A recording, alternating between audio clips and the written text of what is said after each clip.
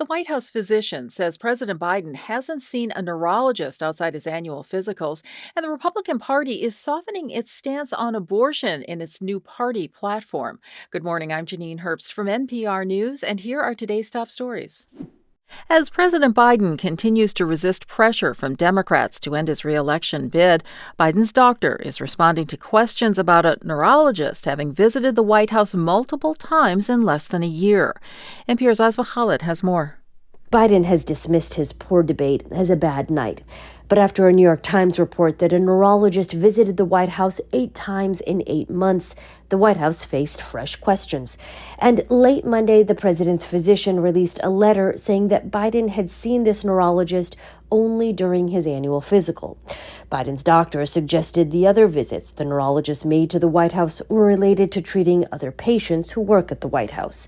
And he reiterated that in February, Biden was given a detailed neurological exam, and there were no findings of Parkinson's or other neurological disorders.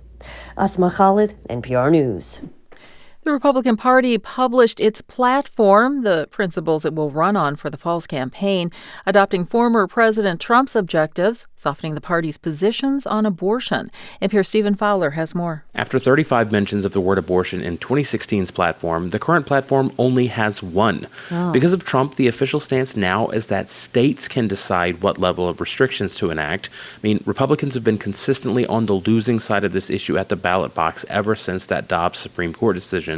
While Republicans do not commit here to a national abortion ban, this platform is not binding in any way, and it doesn't change the views of many of his allies and advocacy groups who still want that type of restriction and will likely still push for it if Trump wins. NPR's Stephen Fowler reporting. Forecasters say that big storm that slammed into Texas yesterday is weakening.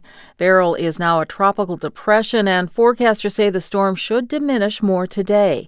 NPR's Giles Snyder has more.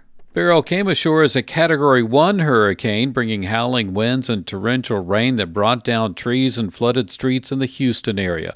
According to the tracking website poweroutage.us, Beryl cut electricity to more than 2.7 million homes and businesses in Texas.